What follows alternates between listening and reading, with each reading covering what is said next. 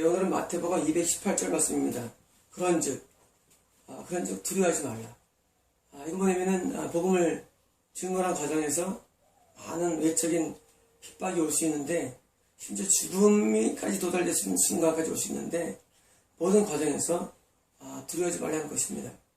이 두려워하지 말라는 그것은 하나님이 함께 하심에 대한 보증된 말씀이시며, 동시에 두려울 상황이 있습니까 없습니까? 있다는 얘기죠. 하나님께서 어떤 말씀하실 때는 상황이 있으니까 하지 말라는 것이지, 두려울 상황이 없게 해줄게가 아닙니다. 내가 너 아프지도 않게 해줄게, 그런 거 없어요. 내가 너 부유하게 해줄게, 없어요. 우리가 어려울 때 도와줄게, 아플 때 고쳐줄게, 네가 마귀가 싸울 때, 질 때 도와줄게, 승리하게 해줄게, 마음이 아프고 고통스러울 때 평안함을 줄게, 네가 위험 가운데 있을 때 내가 너를 도와줘서 낫게 해줄게, 그 약속인 것입니다. 이런 겁니다. 왜 하나님께서는 우리에게 이런 상황들을 허락하실까요? 왜 하나님께서는 처음부터 두려워하지 않고 이 땅을 처음처럼 살면 좋은데 왜 그럴까요? 그것은 우리가 늘 하나님만을 의지하기를 원하기 때문입니다. 여러분, 이 애들이 나가서 막 울면서 돌아오죠. 막 돌아오죠. 비록 엄마는 그때 마음이 아프지만은 어떤 마음이 있습니까? 자식에 대한, 찾는 것에 대한 모든 그런 환희가 영적으로 있어요. 환희가 있어요. 내가 사랑하는 자가 나를 향해 달려올 때 그 환희가 있습니다. 육신적으로도. 마찬가지로 우리가 하나님께서 이런 마음 공격을 허용한 이유는 뭡니까? 내 자식은 마음 공격을 당할 때 나를 찾거든요. 그때 하나님께서는 만족을 드린 겁니다. 여러분, 자식을 키울 때 똑같습니다. 하나님께서는 우리가 영적인 자식이기 때문에 이럴 두려운 상황을 우리가 허용하신 이유는 바로 우리가 하나님만을 바라볼 수 있는 그런 좋은 기회가 되기 때문입니다. 하나님은 우리 실제 아버지가 되십니다. 하나님은 명목상의 아버지가 아니에요. 하나님은 실제 우리 아버지가 되셔서 우리 하나님을 찾을 때 기뻐하시고 흐뭇해 하십니다. 그래서 하늘들에 계신 우리 아버지요. 기도가 뭐예요? 아버지라는 거예요. 다시 말하면 하나님은 아버지처럼 우리를 보신다는 것이고, 그런 느낌을 갖고 계신 것입니다. 만약에 반대로 두려워할 상황이 아니고 상황이 참 좋다, 막 복을 증거하는데 띄워주고, 당신 대단한 사람입니다, 당신은 신입니다, 환호해주고, 만약에 거기서 이쁜 여자애라도 와서 원더풀, 너무 말씀이 너무 좋아요.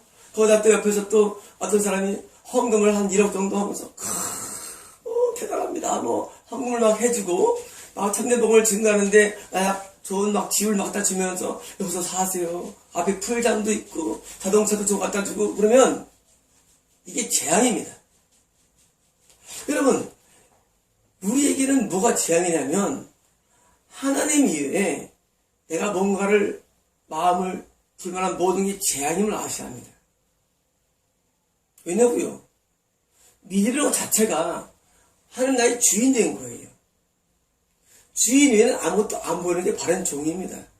근데 주인 외에 볼 게 많아요, 볼거리가. 그럼 뭐예요? 마음이 간 거예요.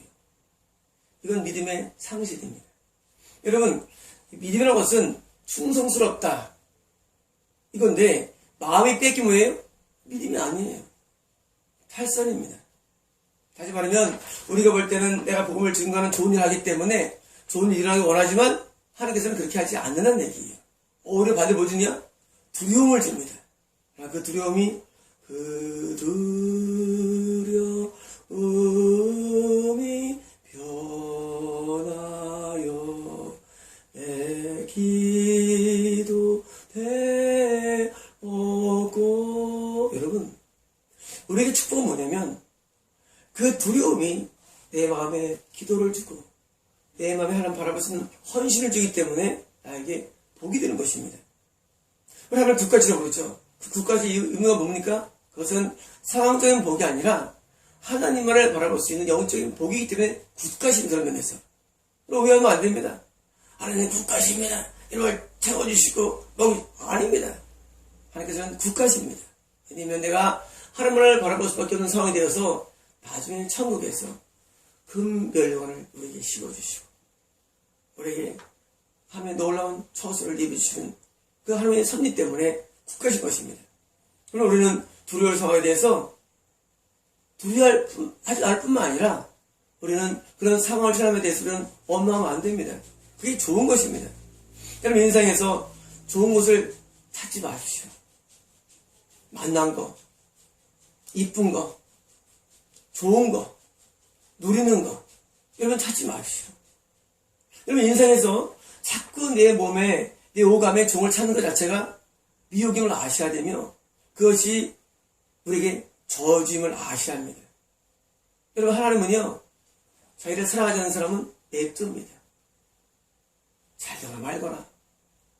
자기를 사랑하는 사람들에게 뭡니까? 좀 험한 꼴을 줍니다. 그래야 우리 영혼이 잘 되기 때문입니다. 여러분 이 세상은 매우 짧습니다.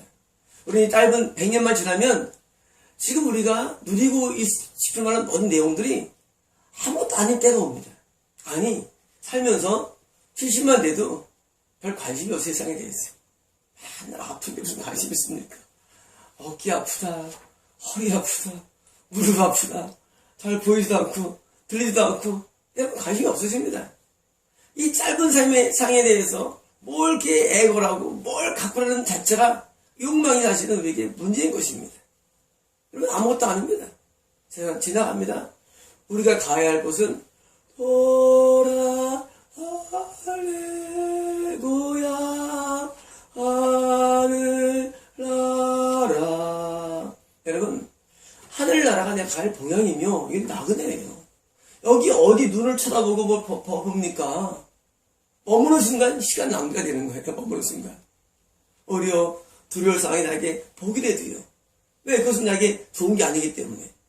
내가 좋은 게 아닌 것을 우리는 갖고 있는 것이 더 복임을 아시고 우리는 이런 상황을 만나면 오히려 감사해야 됩니다.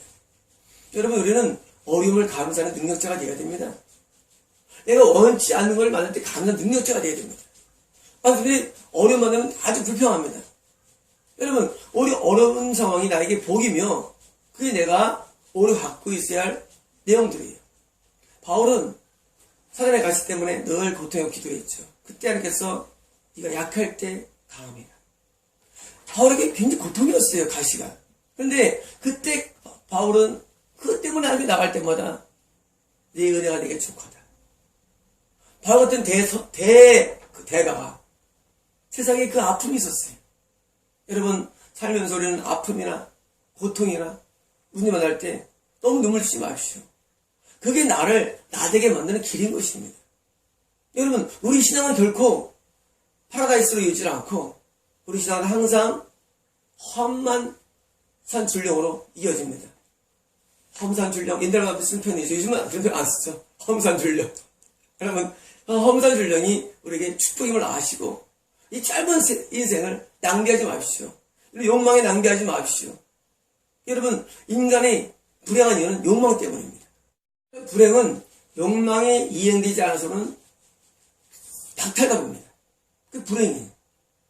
욕망이 없으면 불행이 없다는 얘기 쉽게 말합니다. 이런 불행한 이유 뭔지 아십니까? 욕망 때문이에요. 욕망이 뭔지 아십니까?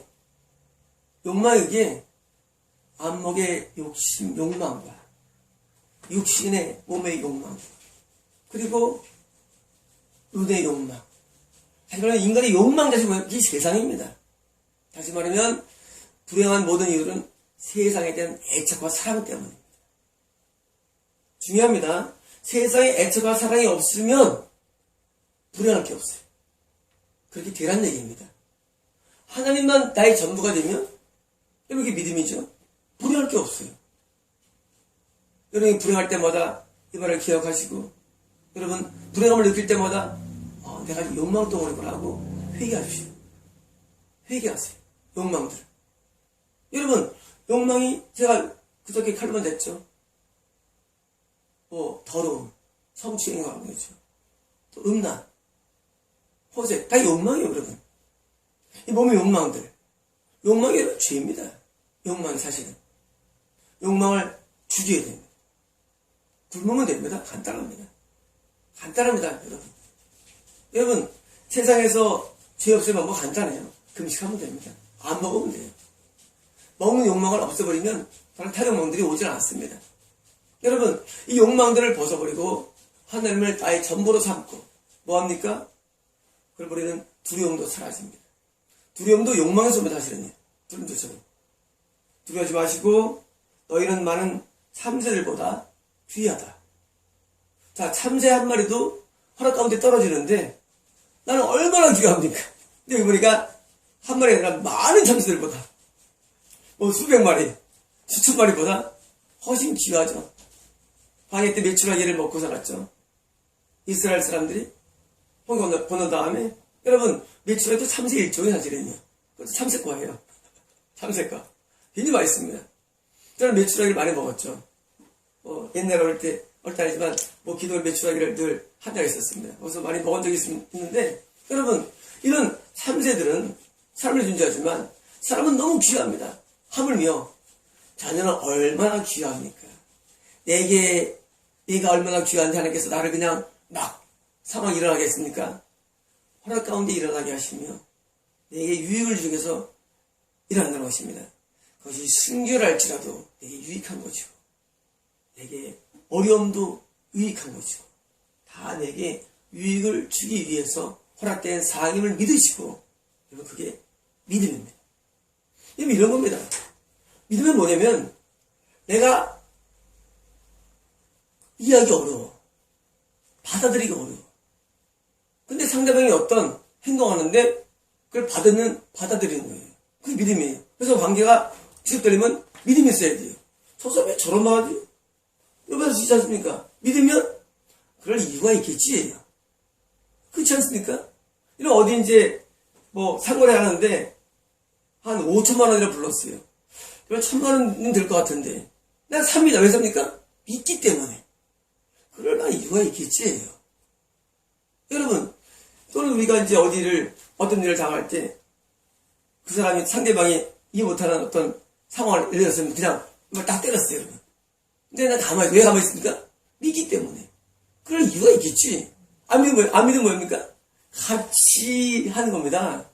똑같이 믿으면 뭐냐면 하나님이 나한테 어떤 일을 다 행하십니다. 하나님이 이유가 있겠지. 하나님 확실한 이유가 있어. 왜냐? 나는 하나님을 믿기 때문이에요. 여러분 믿음이라는 것은 순종을 독려할 뿐만 아니라 하나님의 내게 대한 모든 상황에 대한 나의 용납으로 시작됩니다. 용납으로. 믿으니까. 내가 얼마나 귀해. 자녀인데. 하나님이 나한테 그럴 만한 이유가 있겠지요. 근데 맨날 지지고 볶고 무슨 냄비 뚜껑처럼 이게 정말 믿음이 없는 거죠. 여러분, 이 냄비 뚜껑이 우리나라 한국 신앙이에요. 믿음이 없어요, 사실은요. 맨날 이러다가 믿음이 있어 보라고. 하나님이 나한테 좋은 주신다고. 세상 사람도 믿으면 약이 비싸도 이유가 있겠지. 약 비싼 이유가. 그렇지 않습니까? 저 사람 사기꾼인가 봐. 비싸게 해놓고. 뭐예요? 믿음이 없는 거예요. 내가 믿으면 하나님에 대해서 믿기 때문에 그냥 평안합니다. 내 영혼 언제요? 저 마귀가 나를 알려들어도 평안한 거예요. 왜? 하나님이 허락하고 있으니까. 평안해 내 영혼 내 영혼 평안해. 언제? 내가 원치 않는 사람 만날 때도. 여러분 믿음이라는 것은 적극적으로는 순종이고 소극적으로는 용납입니다. 여러분 이런 믿음의 자세를 유지해야 됩니다. 우리는 귀하기 때문에 우리를 귀하게 여기시며 대하시며 모든 상황 하나 떨어지면서조차도 하나님 선행을 일하기 때문에 우리는 항상 의연한 자세를 갖고 살아야 됩니다. 내가 복음 전파라는 귀한 일을 할 때 내가 죄 지은 것도 아니고 좋은 일 하는데도 불구하고도 두려운 일이 만납니다. 여러분 만날 때 우리는 내가 좋은 일 하는데 그럴까? 하지 마십시오. 하나님 나에게 항상 좋은 걸 주십니다. 어디에 대해서? 내 영혼에 대해서. 영이 잘 되기를 위해서 하나님께서는 항상 종을 주신 거다. 항상 그러므로 우리는 무조건적인 감사를 드리며 두려워하지 아니하고 하나님께 오히려 영광되며 나아갈 수 있는 것입니다. 이것이 믿는 자의 증거라는 것입니다. 뭐가 다르냐 그것입니다. 세상 사람하고. 세상 사람하고 하나의 행동 양식이 우리 패턴이 되면 안 됩니다. 제가 어제 써왔죠. 왜 하나님 사도 바울이 주님 안에 있는 증거로서 더러움과 성추행이죠. 그리고 음란 이런 자유행위나 나동 보는 겁니다. 그다음에 호색 이런 좀 눈에 자기 욕망을 자극시키는 것을 좋아하는 거 이걸 회개하지 않은 거예요? 버리는 자예요. 왜 이걸까요? 이건 세상이에요. 이 문화예요. 모두가 다 인정하는 거 다 누리는 것입니다. 근데 우리는 못해요. 왜? 우리는 자녀이기 때문에. 여러분 자녀는 달라야 됩니다. 세상 사람들이 모두 하는 것과 달라야 되는 거예요. 그게 자녀의 증거예요. 마찬가지예요. 지금 복음 전파자가 뭐가 달라. 저 사람 이런 데도 안 두려워해. 여러분 두려움을 주는 사람이 저 뭐 달라 하고 우리를 의하게 보는 무엇이 있어야지 않습니까? 여러분 그런 의하게 느끼는 그런 바를 우리가 제공할 때 그때 비로소 복음이 전파되는 것입니다. 여러분 복음 전파라는 것은 이론이 아닙니다. 단순한 이 복음 전파가 야, 이거 내가 정말 설치 놀랍지? 그래 전파되는 거 아닙니다. 몰라. 여러분 그렇지 않습니다. 복음 전파는요 글에 있지 않고 복음 전파는 우리 삶에 있습니다. 지금도 복음 전파가 일어나지 않습니다. 여러분 복음 전파가 이런 이론이 아니래도요. 복음 전파는 실제로 한 영혼이 하나님을 주인으로 섬기는 그런 행동의 변화를 말합니다. 그게 믿음이거든요. 여러분 그런 변화 지금 있습니까? 별로 없습니다. 여러분 복음 전파라는 것은 철저하게 한 영혼이 완벽한 변화를 의미합니다. 여러분 변화점 옆에 봤습니까? 별로 없죠. 변화 안 됩니다. 전파 아니에요. 그냥 종교 행위입니다. 그것을 복음 받습니다. 여러분 복음 전파라는 것은 참된 변화인데 나부터 변해야죠. 나부터. 내가 변해야죠. 내가 복음적으로 바뀌면 남도 그래 바뀌는 것입니다. 그래서 바뀌는 변화가 복음 전파입니다. 여러분 지금 하나님께서 왜 이렇게 하시느냐? 너 이제 참된 복음을 전파하는 겁니다. 참된 복음. 만약 네가 이렇게 한다면 참된 복음인 줄 알고 남들도 할 거야. 그래서 항상 순교라는 피 위에 항상 참복음이 번성했습니다. 그래서 그렇습니다. 여러분. 여기서 보면 항상 순교의 피, 선지자의 피 위에 참된 복음이 드러났습니다. 이것 때문입니다. 그래서 항상 선지자가 죽고 핍박당하고 산 것이었습니다. 왜? 참된 복음이 그것 때문이에요. 오해하면 안 됩니다. 좋은 말로 복음이 전파되는 거 아니에요. 나라는 자의 희생과 내 피 위에 참된 복음이 전파된 것입니다. 여러분 참된 복음 전파를 원합니까? 내가 희생돼야 되고 내가 썩어야 되고 내가 말씀에 순종해야 되며 내가 완전히 새로운 변화를 보여줘야지 참된 복음이 전파되기 때문에 여러분 참 복음을 전파하십시오. 다른 것을 보여주십시오. 마치겠습니다.